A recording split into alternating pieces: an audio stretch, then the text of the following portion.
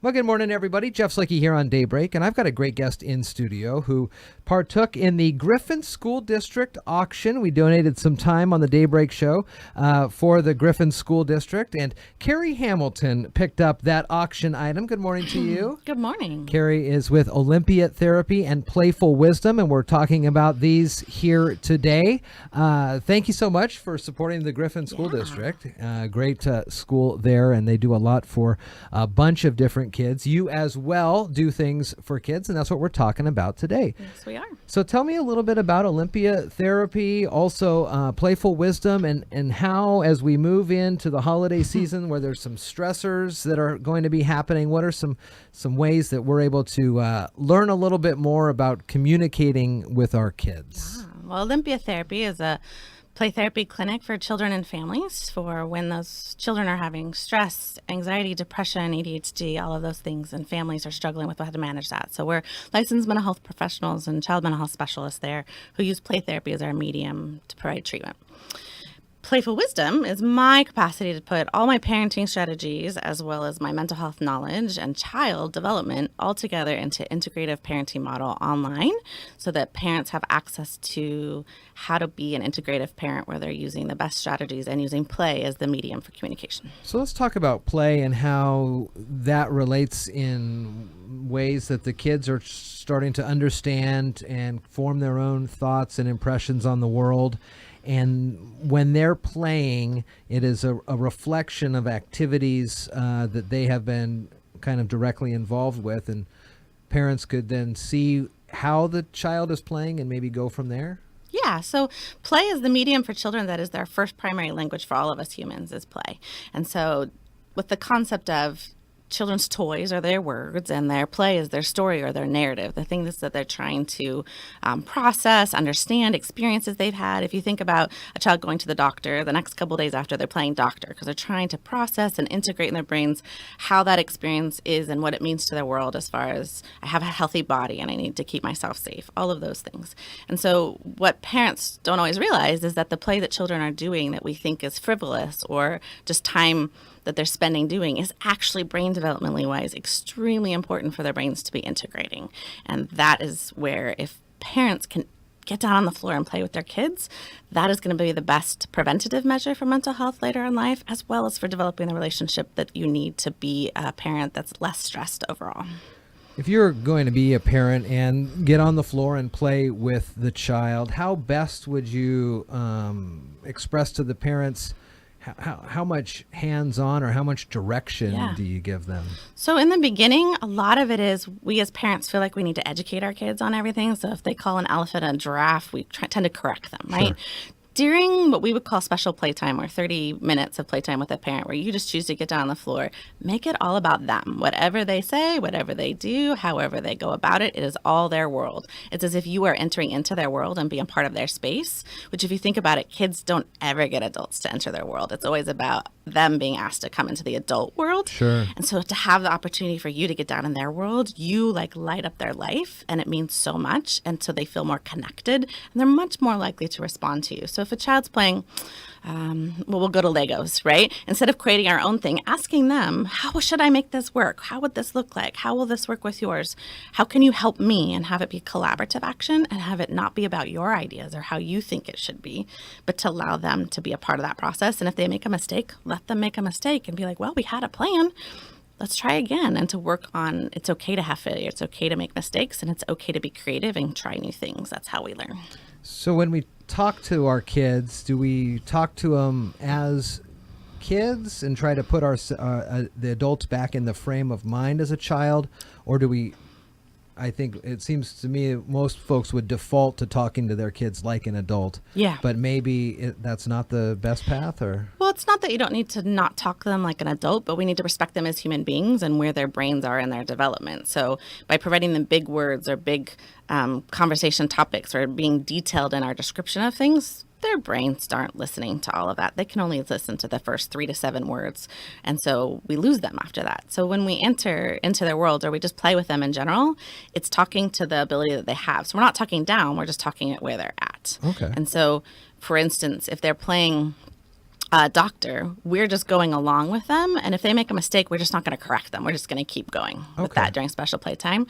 That being said, if you're not in that period of time, then you would correct them because that's the learning part of how they learn how to do different things. Sure. So it's that nuance that Playful Wisdom tries to teach of how to be with your child and play with them that are the secrets of to why that parenting works.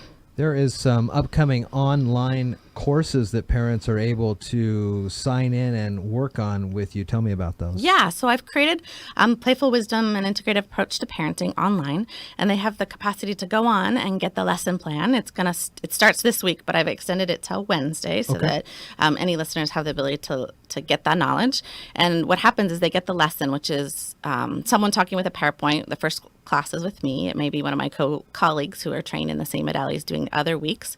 And on Mondays, following that week's lesson, you'll get the opportunity to be on a live call with me to be able to talk about what are your specific strategies or just what are your specific problems that are associated with your kids that happen to deal with the lesson plan. And I can help you navigate those specific issues in a healthy, positive way that attunes to our lessons. And you were saying that these are 4 and 8 week courses. At the conclusion of these, what will the parents come away with? So if they do the full 8 weeks, they would get a complete comprehensive foundation to all the different strategies that Playful Wisdom entails that allows for you to have a very broad spectrum and a really good toolbox of skills to be able to use with your kids. But most of all, it really reinforces the development and the relationship aspect of the concept of be with your child, and that formulates your ability to continue to do that no matter what age they are. So whether you have a 2-year-old, a 7-year-old, a 10-year-old, all of these strategies work across the board because it's all about going back to their primary language of play, which we all do, which parents usually only give us permission to do when we have a little kid ourselves, then we play again. Mm-hmm. It's like, no, we got to do that more often. So by the 8 weeks, you're done with that.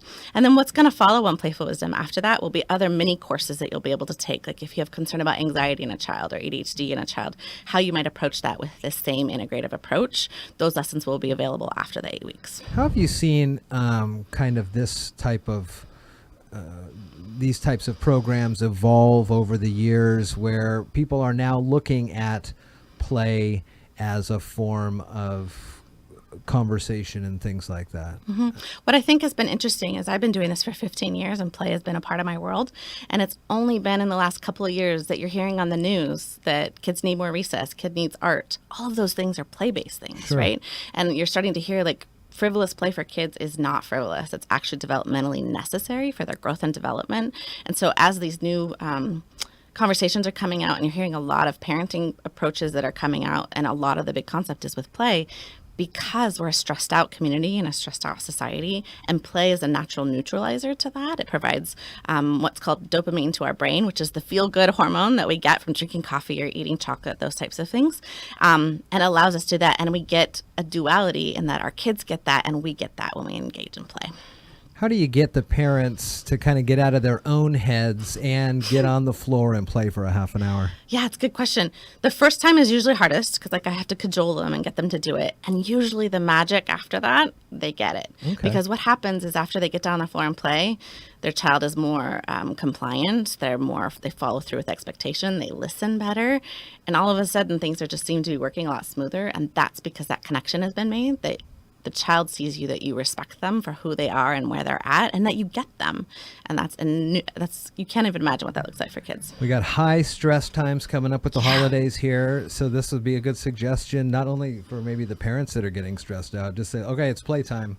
Yeah. Let's start the clock down 30 minutes. Yeah, and it's even 30 minutes or just making play a part of your daily life. Like, it's not uncommon that in my house we do have Nerf guns that we play with, right? Uh-huh. And it's not uncommon that if I see someone stressed out or being somewhere grumpy, right, I'll shoot a dart room into a room and I'll run, right? And it engages that play process. Or even throwing stress balls or asking to do playful things or going for a walk. But really, the best thing you can do is if your kid's in your room doing something in the room, playing on the ground, just crawl in and just listen and be present with them, and you will have a much easier day.